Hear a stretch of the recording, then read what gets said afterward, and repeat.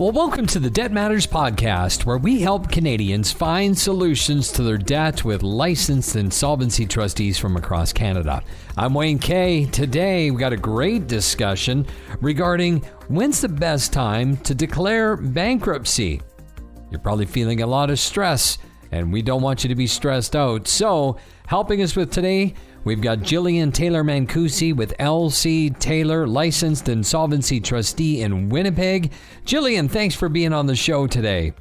Hi, thanks for having me. Oh, we always get into some great discussions because obviously this is what you do. You talk about bankruptcies and consumer proposals, and don't just talk about them, but you obviously help a lot of people live more stress-free because, man, just the stress that people go through. I don't think we can really talk about that enough, can we? No, stress is a horrible thing. And when you have a lot of debt and you don't know how you're going to pay it, that's a lot of stress that's weighing on people. Yeah, that's a lot of sleepless nights, and it causes, you can see how that sleepless nights, the stress, then causes marriage issues, and people are angry and they're fearful and they don't know what to do. And if somebody's going through that, just know you're not alone. Lots of people go through this, and we're going to learn about some of the different options on how to get out of it. First off, let's talk about when they walk into that office for the very first time. What is that first meeting like? During a first meeting, what we really want to do is figure out what this individual circumstances are for that person's situation. Everybody's situation is a little bit different. Sure, they're coming in because they have debt, but how much debt do they have? Who do they owe it to? Do they have any assets? What kind of income do they have coming in? When you take all of that information, then you can start to really look at their situation and what options are available to them to get that fresh start. Mm-hmm. So you go through all that information, and then you say, here are a bunch of different options. So people need to understand, you don't just walk in and all of a sudden, okay, well, we're going to file bankruptcy. No, that's not how it works. You get a bunch of different options. Now, what about emotionally from when they walk in? Because there's probably nervousness. Yeah. When somebody walks in the door, you can see they're nervous. They don't know what to expect. In the past, there's been a lot of negative connotations out there about bankruptcies and trustees. So you really can see a look of they're scared, really, is what they are. And you can see that. So then you sit down and you talk to them and you find out their situation, and you find out what caused their financial difficulty. And a lot of times a lot of people just assume, oh, they can't manage their money, but that's not the case. You find out about people whose marriages have broken up, or they have severe health problems. They're not able to work any longer, or they've lost their job, or their small business has gone under. So you really get to sense what their personal situation is and give them some options.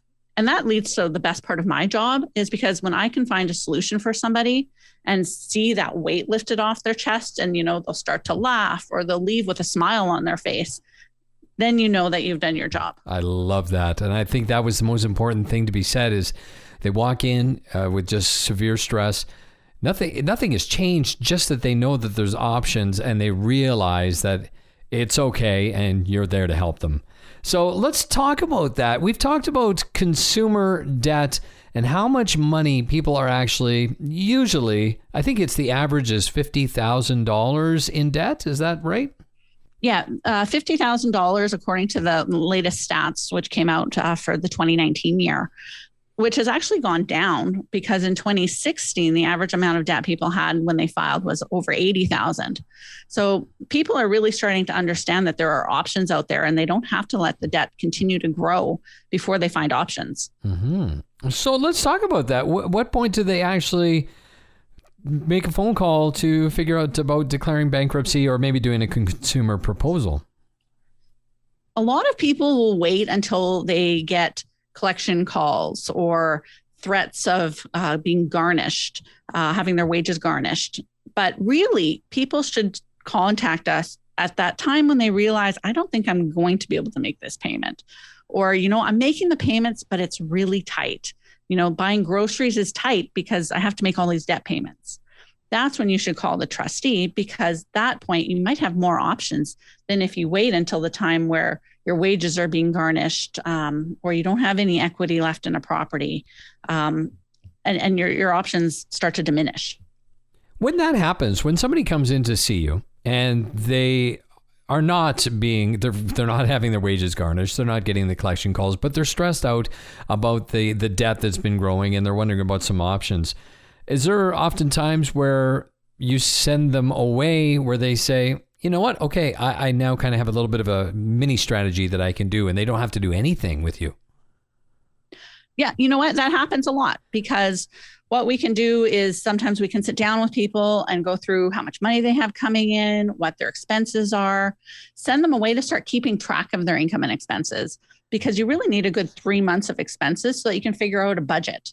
And we're able to sit down and actually come up with a budget so that they don't have to file a bankruptcy or a consumer proposal, because they're able to restructure how they're making payments to be able to pay off the debts. Oh, okay.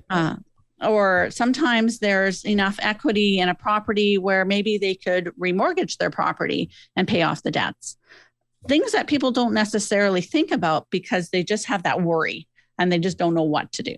Should they be touching things like RRSPs? Not before they talk to a trustee.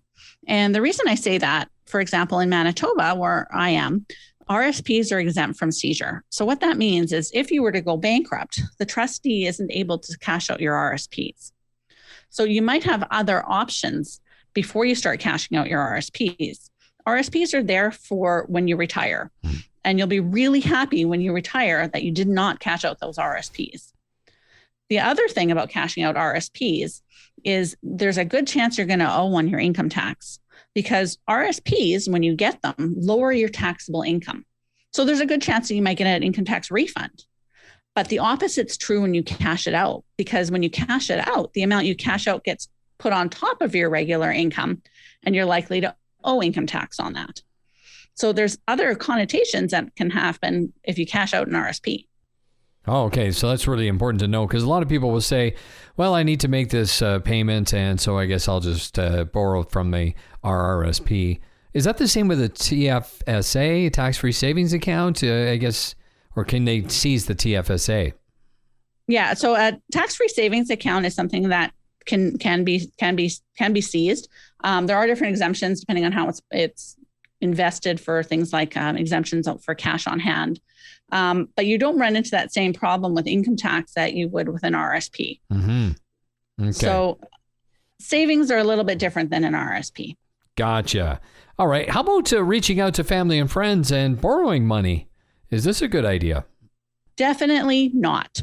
You don't want to borrow money from family and friends, because if you're having to borrow the money to pay back your debts, there's a very good chance that you're not going to be able to pay back your family or friends. And if you end up in a situation where you end up in a bankruptcy and you owe your family and friends, they're creditors in your bankruptcy, and you're not able to pay them while you're in bankruptcy. Yeah. So you don't want to borrow from family and friends. Okay.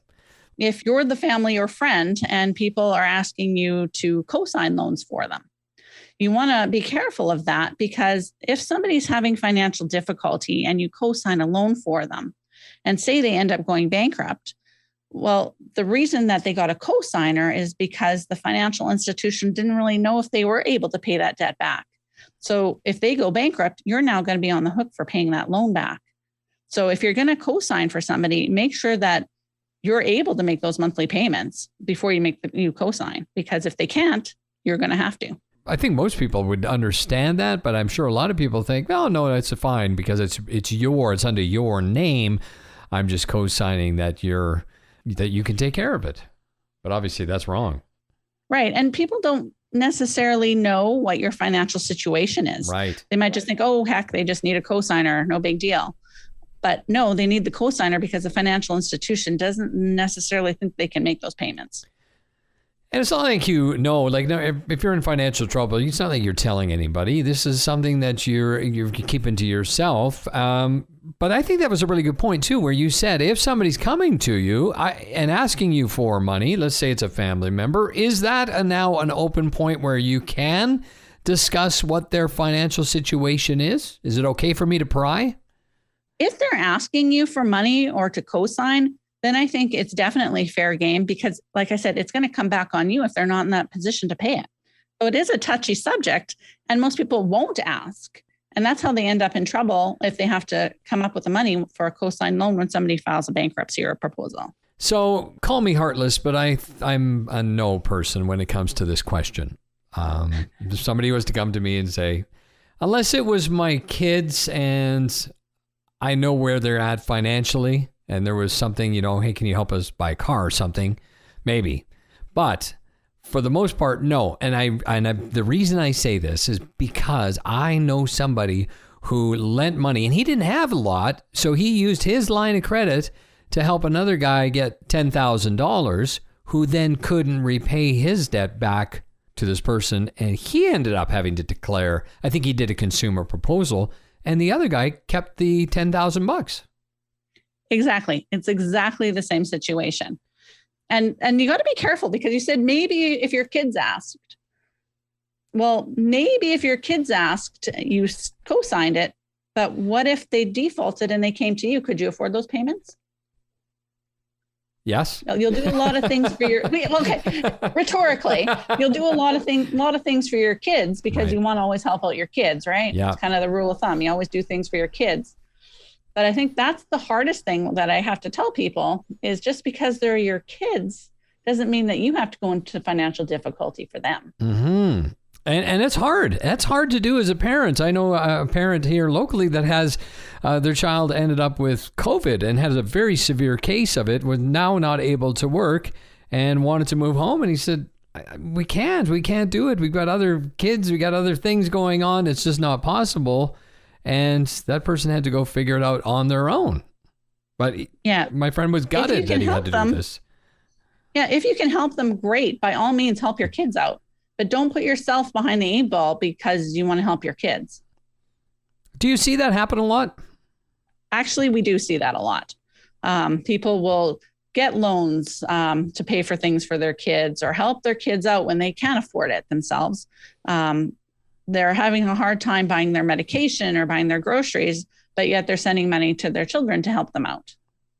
Whoa. Or sending money to help their kids with school, which is great. Like everybody wants their children to have a great education, but it shouldn't be to your detriment. Right. Okay. So that's an important thing for us all to learn. As you said, to our detriment. It's okay if you have extra cash after I put away my money for my retirement and everything else is taken care of. Then if I need to help out a little bit, I can. Right. Exactly. Okay, that's good. Don't be a nice person, but do it if you can afford it. Right. Gotcha. Okay.